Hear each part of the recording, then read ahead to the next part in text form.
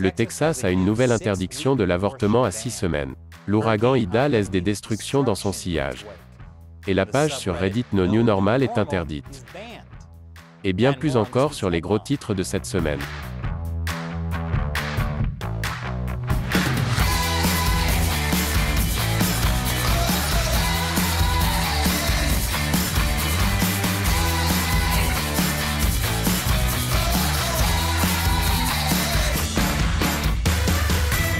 Bienvenue à l'émission Amérique dévoilée, je suis Chris Chappell.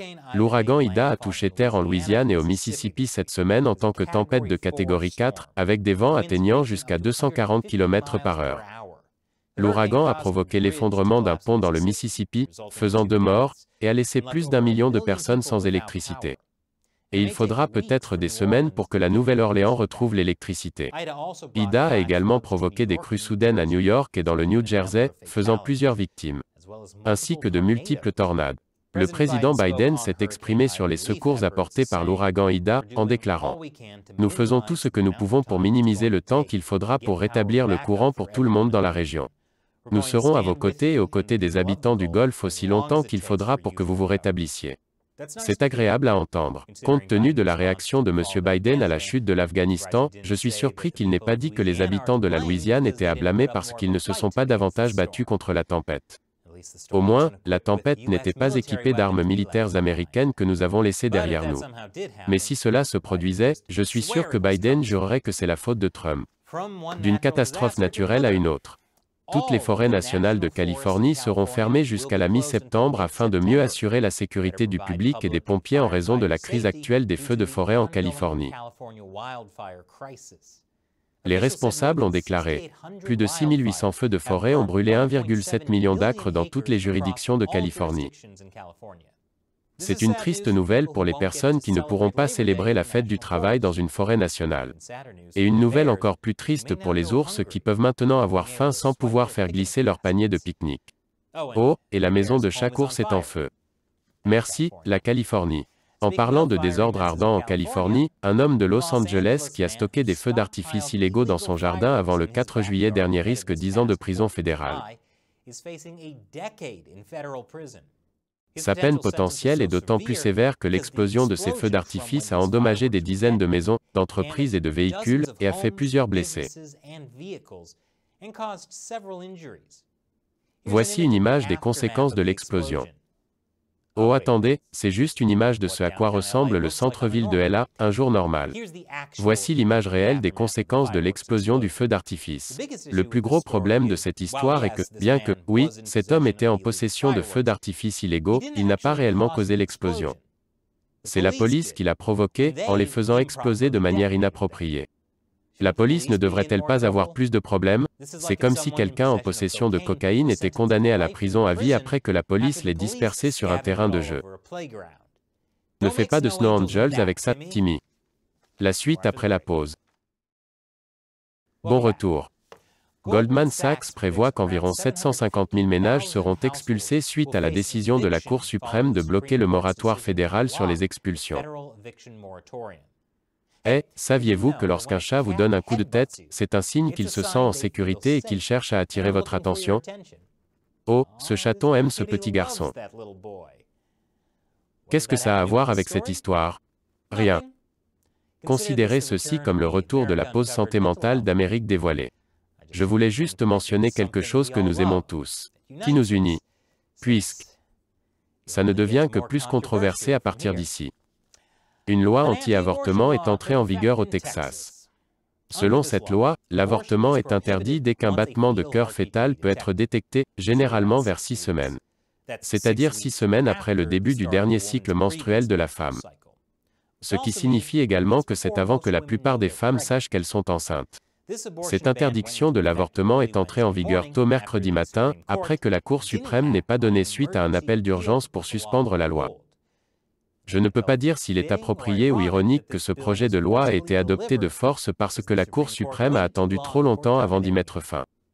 Bien que la Cour suprême se soit penchée sur la question tard mercredi soir et ait confirmé la loi sur l'avortement par un vote de 5 contre 4. Toutefois, la loi texane fera encore l'objet de contestations judiciaires à l'avenir, car la Cour suprême n'a pas dit que la loi texane était constitutionnelle.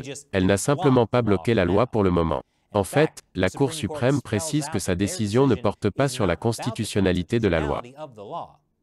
La décision ne limite pas non plus les contestations juridiques de la loi texane, y compris dans les tribunaux de l'État du Texas. Donc attendez-vous à en voir beaucoup. Surtout parce que cette loi est unique.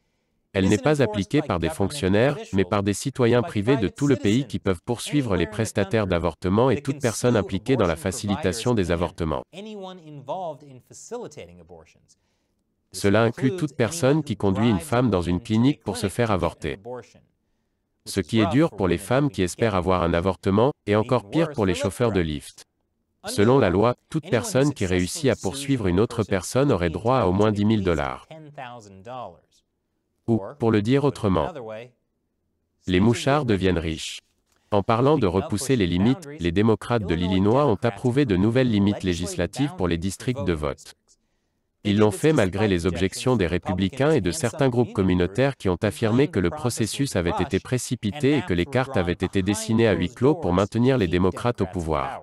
Je trouve cette histoire choquante, principalement parce que depuis quand les républicains ne sont pas fans du découpage électoral partisan, les républicains protestant contre le découpage électoral partisan, c'est comme si Superman protestant contre le soleil. C'est ce qui vous donne votre pouvoir. Bien sûr, c'est aussi étrange quand les démocrates sont furieux quand les républicains utilisent le découpage électoral partisan. Le gerrymandering, c'est comme quelqu'un qui pète dans un ascenseur. C'est seulement amusant quand c'est vous qui le faites. Après la pause, des problèmes en Corée du Nord. Bon retour parmi nous. Un organisme de surveillance atomique de l'ONU a déclaré que la Corée du Nord semble avoir redémarré un réacteur nucléaire utilisé pour produire du combustible pour les armes nucléaires. Cette situation est aussi explosive que littéralement n'importe quelle partie de la Californie. Le secrétaire de presse de la Maison-Blanche, Jen Psaki, a déclaré « Nous continuons à chercher le dialogue avec la Corée du Nord afin de pouvoir aborder cette activité signalée et toute la gamme des questions liées à la dénucléarisation. » Cependant, la Corée du Nord n'a répondu à aucune des tentatives de communication de l'administration Biden. Les États-Unis tentent actuellement de faire preuve de diplomatie avec les talibans et la Corée du Nord. J'ai l'impression que nous aurions plus de chances d'exercer la diplomatie avec un ours. Au moins, nous serions en mesure de les tenter avec un panier à pique-nique quelque part qui n'est pas en feu. En parlant d'échecs diplomatiques, le département de l'éducation de Floride a retenu les fonds de 2 districts scolaires qui ont rendu les masques obligatoires dans les salles de classe. Dans une déclaration, le département a dit « Le commissaire à l'éducation Richard Corcoran a annoncé que le département de l'éducation de Floride a retenu les salaires mensuels des membres des conseils scolaires des comtés d'Alachua et de Broward, comme l'a demandé le Conseil de l'éducation de l'État. » Les conseils scolaires des comtés de Broward et d'Alachua ont imposé le port de masques dans les écoles, au mépris d'un ordre exécutif émis le mois dernier par le gouverneur Ron DeSantis, qui interdisait aux responsables locaux d'imposer des masques. Les deux parties au débat sur les masques à l'école considèrent qu'il s'agit d'une crise de sécurité et d'une crise de liberté individuelle. Alors que je vois ça comme une crise parce que le système scolaire, qui est déjà si mauvais qu'il crée Floridaman, reçoit encore moins de fonds. Oubliez le Covid, j'ai peur des nouveaux variants de Floridaman que cela va créer. Surtout le variant Alligator. L'ouragan Ida a probablement évité la Floride parce que même les tempêtes de catégorie 4 ne veulent pas se frotter à ce niveau de folie. La Floride n'est pas le seul État où la folie règne dans les salles de classe. Une enseignante californienne a été renvoyée de sa classe après avoir publié sur TikTok un message la montrant en train d'encourager ses élèves à prêter allégeance à une bannière de la fierté homosexuelle plutôt qu'au drapeau américain. L'enseignante a retiré le drapeau américain de sa classe parce qu'elle a dit qu'il la mettait mal à l'aise. Pour être juste, le drapeau américain m'a mis mal à l'aise à plusieurs reprises.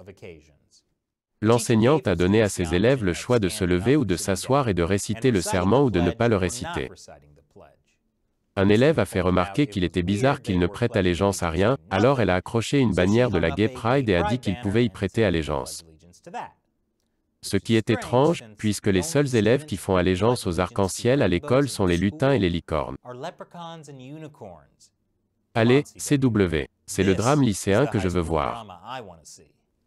Plus de 70 de pages sur Reddit comptant des millions d'abonnés collectifs sont devenues privées sur Reddit dans un effort coordonné pour protester contre la désinformation sur le coronavirus qui, selon eux, sévit sur la plateforme, en particulier sur la page No New Normal. Mercredi, Reddit a banni définitivement No New Normal de sa plateforme. No New Normal se présentait comme sceptique à l'égard des mesures de lutte contre la pandémie, telles que les masques et les vaccins. Reddit a également mis en quarantaine 54 autres pages, ne permettant à personne de les consulter ou d'y publier des messages jusqu'à ce qu'ils décident s'ils seront également bannis pour désinformation.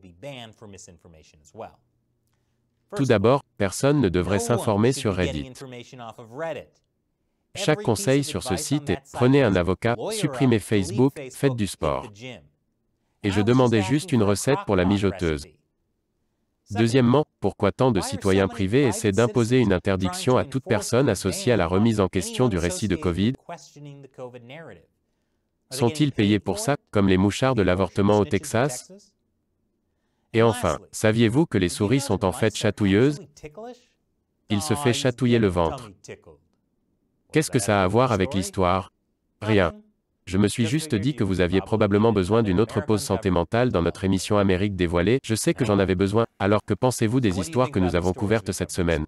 Faites-le nous savoir dans les commentaires ci-dessous, et rappelez-vous, Amérique dévoilée est soutenue principalement par les téléspectateurs, n'oubliez pas de visiter patreon.com/americauncovered, contribuez à hauteur d'$1 ou plus par épisode, nous comptons sur votre soutien pour nous aider à continuer à réaliser de grands épisodes. Une fois encore, je suis Chris Chappell, merci de regarder Amérique dévoilée.